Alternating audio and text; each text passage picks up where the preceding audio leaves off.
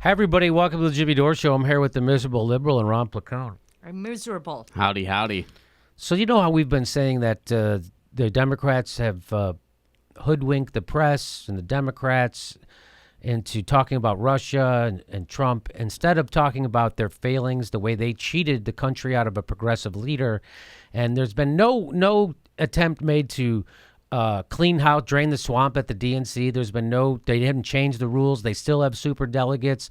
They decided to start taking corporate PAC lobbyist money, which they weren't taking before. They got worse. And all they do is talk about Trump. And guess what? Their poll numbers keep going down, down, down. And they figure we'll talk about Russia. Their poll numbers keep going down. You know why? Because we've showed you on the show, regular people don't give a fuck about Russia. They see through it. And when they scream about how corrupt Trump is, they know that Barack Obama and Hillary Clinton and Dobby Wasserman Schultz and Donna Brazile are also corrupt liars.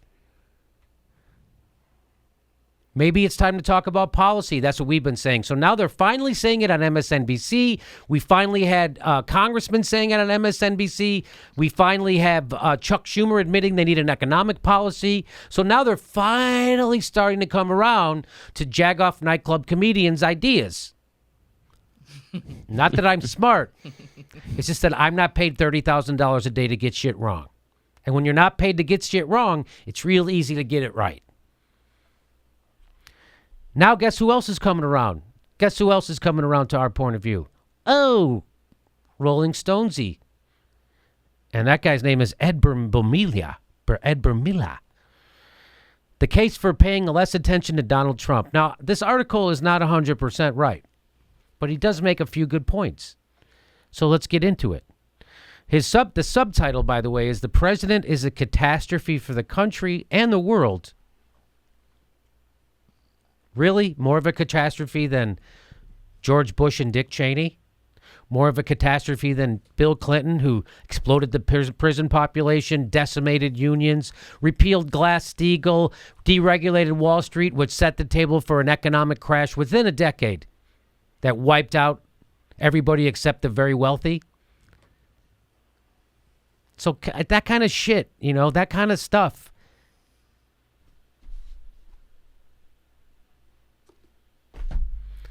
The president is a catastrophe for the country and the world. Ugh. But the Democrats' problems start with the oft-ignored state legislatures. And I like anybody who uses the word oft. It is a fun one. Right? The oft ignored. Is that how you shorten often? You say oft? By the way, people often remark that I sound drunk when I do the show. I can guarantee you one thing. I'm never drunk when I do the show. But it does concern me that more than one people think I'm drunk when I'm doing the show. I'm not saying it's your problem. I'm saying maybe there's something way more without talking. So if I'm stone-seed, I'll let you know. I don't have any problem admitting.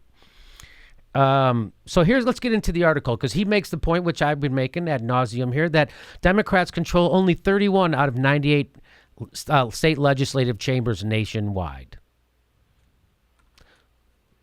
So I guess the 98 is House and Senate in state legislatures. Because I'm going 98. We don't have 98 states. That's right. That's how Smarty Pants Me thinks right away. Hey, wait a minute. I don't think we have 98 states, do we? I got to double check.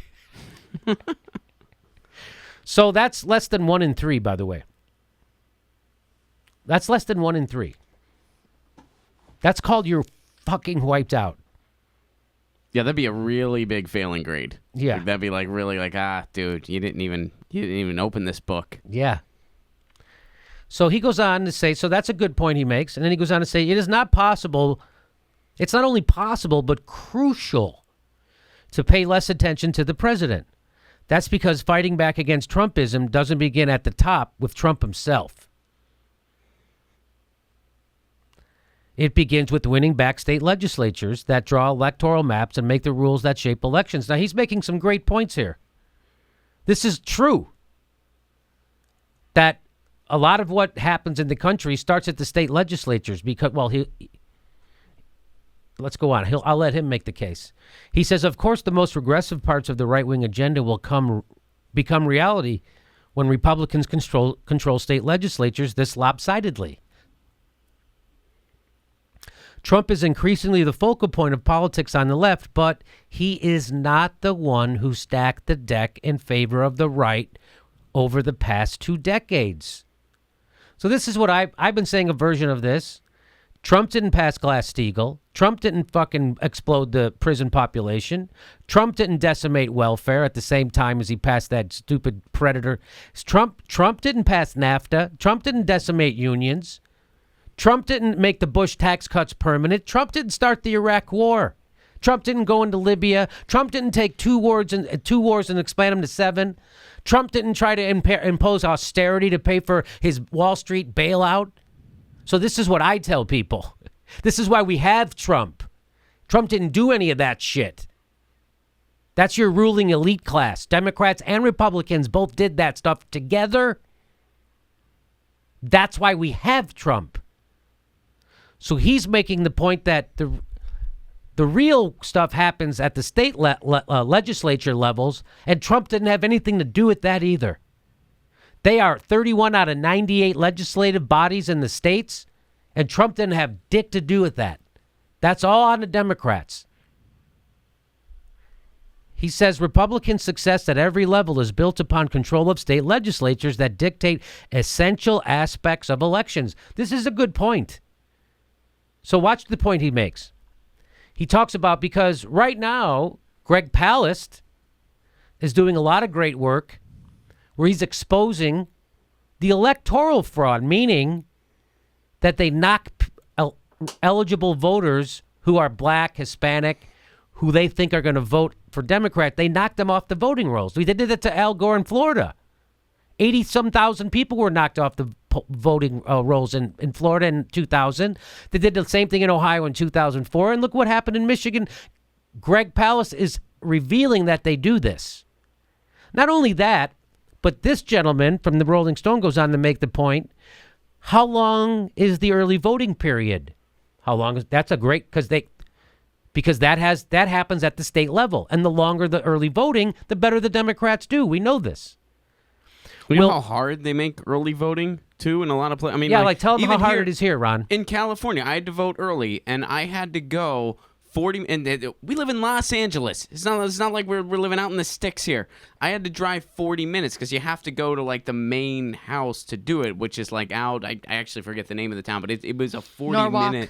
That's right. Yes, thank you, Norwalk. You have to drive out to Norwalk, which is significantly outside. So you got like an hour and a half round trip, just in the car, not counting the time you got to spend there. Yeah, and that's if you're lucky traffic wise too. I mean, it's a hike, and that's what you have to do to go vote if you want. So to vote he makes that point. How long is the early voting period? Will mail-in or absentee ballots be easy to acquire? How strict is the voter ID requirement? When is the registration deadline? Can felons and ex-felons vote? Are voting locations convenient, and do they have sufficient equipment? How will votes be counted and verified? The answer to all those questions are no or shitty. That's like the answers to all those. He says, don't look to Trump or Congress for answers to any of these critical questions. The GOP uses state-level power to answer them and has effectively suppressed the vote in recent elections. That's another thing the Democrats should be screaming about after the election. They should be talking about the Electoral College, getting rid of it. They should be talking about voter suppression, which they do right out in the open. They do it right out in the open. Oh, we're going to have an ID to vote. That's against the fucking Constitution.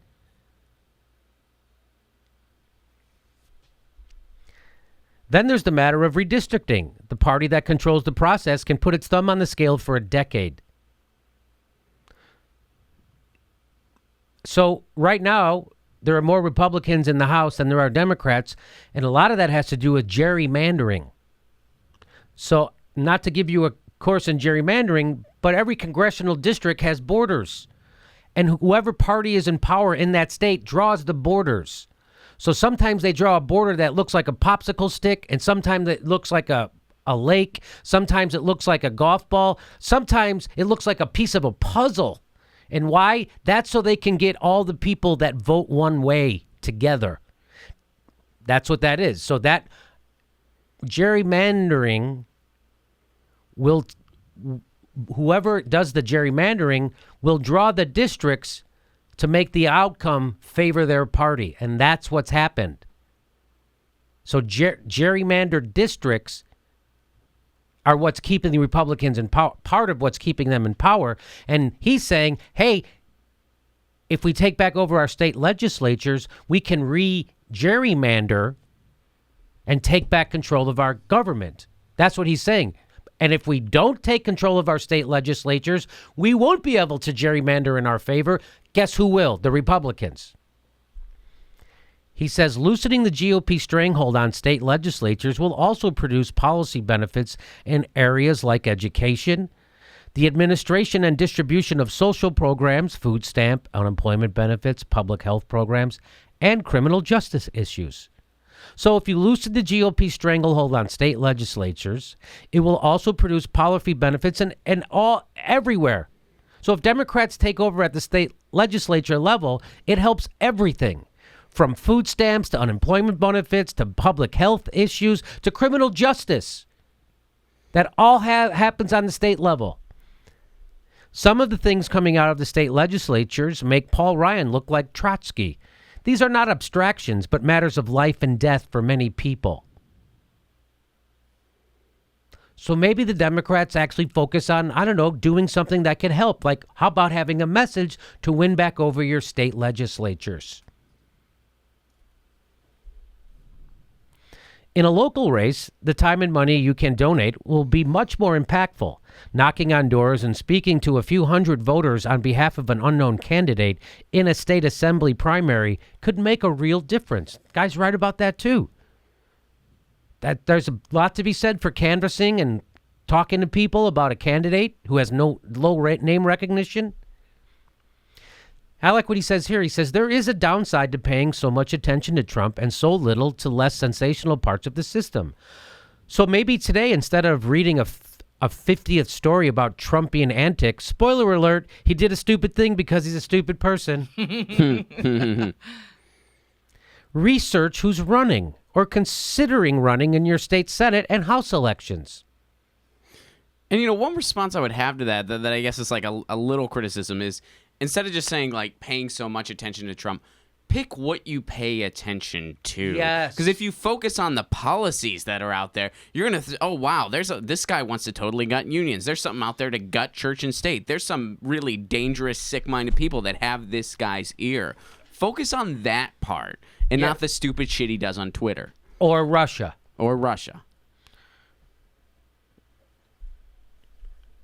He says, Is there a progressive challenger you could support in the primaries? Turnout in midterm elections primaries is very low. Getting involved at that stage can make a real difference. Donald Trump is not the problem with the GOP. That's a big statement to make. He is the symptom of the party's top-to-bottom absence of principles and willingness to manipulate rules. That's partly true, but it's also the other shit I said earlier. If progressives focus exclusively on Trump, that makes it easier for Republicans at other levels to push their loathsome agenda forward.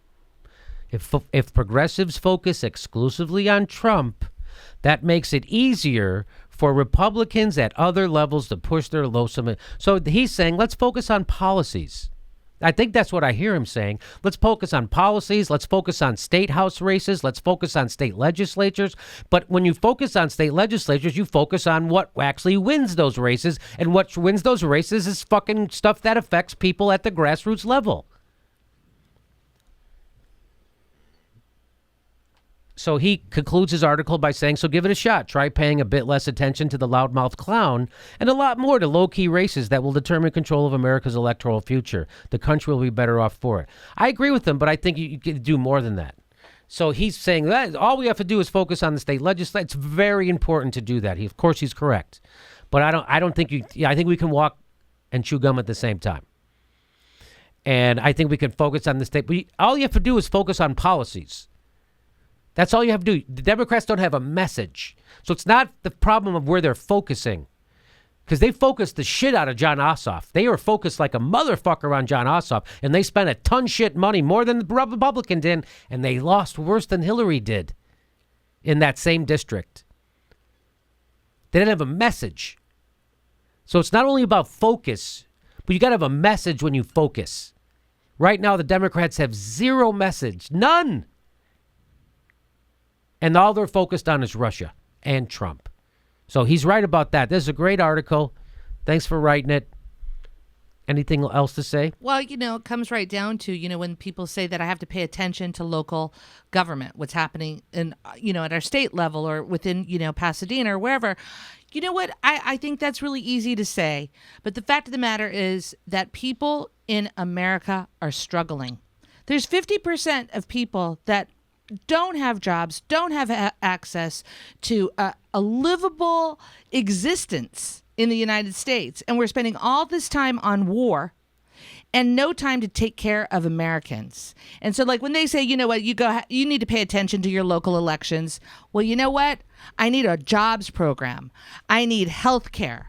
That's what I need. I need access to education. Because otherwise, I think a lot of people are stuck trying to decide, do I spend money on food? Do I spend money on my home? Do I spend money on education? Not only that, the other thing I want to point out, too, is and we've talked about this on the show, the role that social movements have in policy. We didn't get gay marriage because a bunch of Democrats came around to it. We got it because of the LGBT movement that had been working for years and years and years. Democrats haven't finally started coming around to wage disparity. They're starting to come around to it because of Occupy, and then later because of the Fight for 15. Same with environmental issues. It can all be traced to social movements. And when you have political parties that are letting you down left and right, that's still a viable path. I couldn't agree more. We did not get gay marriage because Hillary Clinton and Barack Obama led the way. In fact, they were the last to the party. And they didn't even bring an hors d'oeuvre. Nope. So let's focus on Trump. More focus on how we fix America. What does America need? Maybe that's what the Democrats talk about. What we can do to help America. Much easier to focus on Trump and Russia, distract people from how horrible and fucking empty the Democrats are.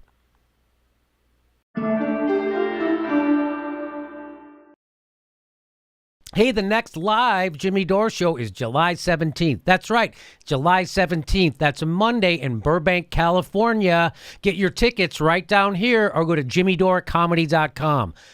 July 17th, Burbank, California, live Jimmy Dore show.